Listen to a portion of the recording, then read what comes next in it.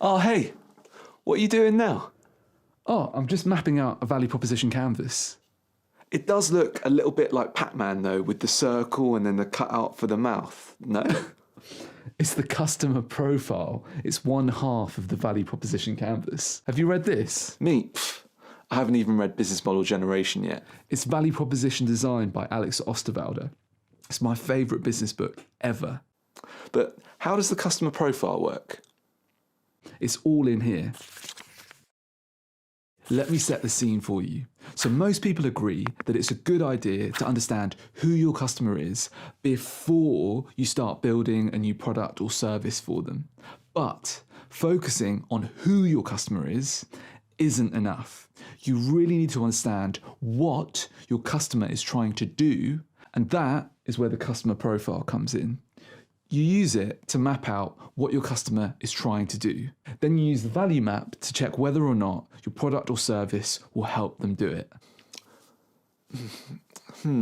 What about the build loop? That's what it's called, right? I think you mean the build, measure, learn feedback loop that was created by Eric Ries.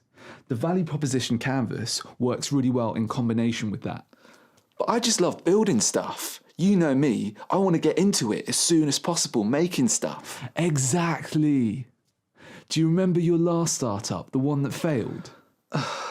You paid some developers in Ukraine like £10,000 to make an app for you. It took 6 months and it was all singing and all dancing. But in the end, no one actually downloaded it from the App Store because nobody wanted it or needed it. Yeah, that was a complete waste of time and money.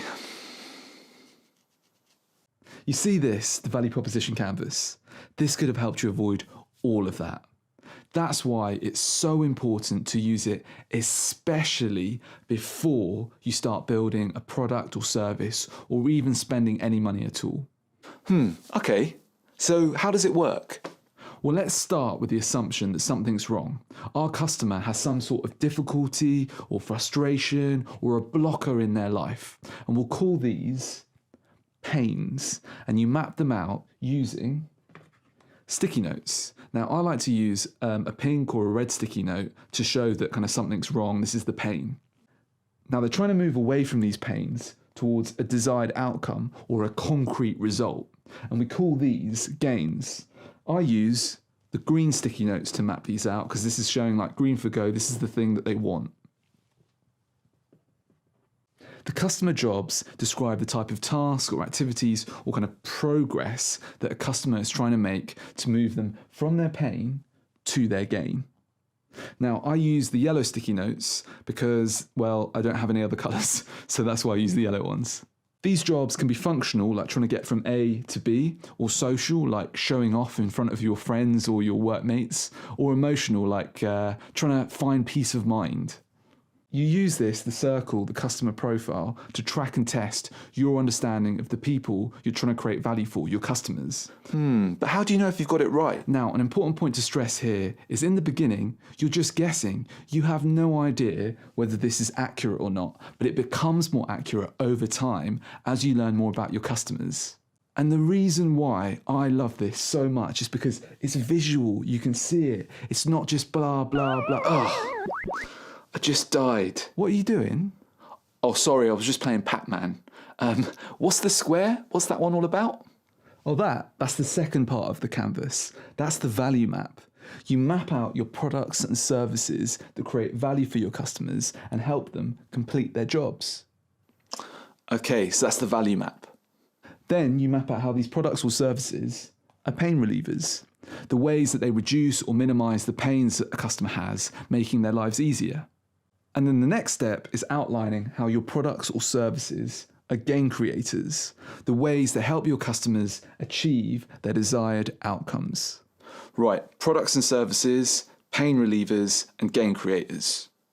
The value map makes it clear how your products or services help customers relieve their pains and achieve their gains.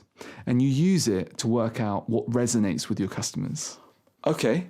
With all of this, what you're trying to do is achieve a fit between your value map and your customer profile. And you do this by creating a clear connection between what matters to your customers and how your products and services help them achieve their gains and relieve their pains.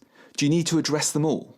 You might have lots of jobs, pains, and gains on your customer profile, but your value map doesn't need to address all of them, just the key ones for your customers.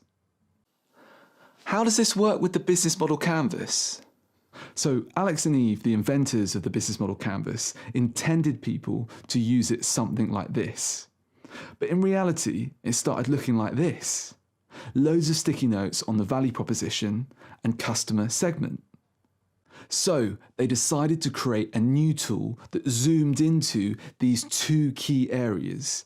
You use both the business model canvas and the value proposition canvas together. They help you track where you are in your business, and you should constantly be going back and revising them and improving them. Well, I better go then, because I've got plenty of work to do on my on my value proposition canvas. I'll see you later. Yeah, definitely, and I need to as well.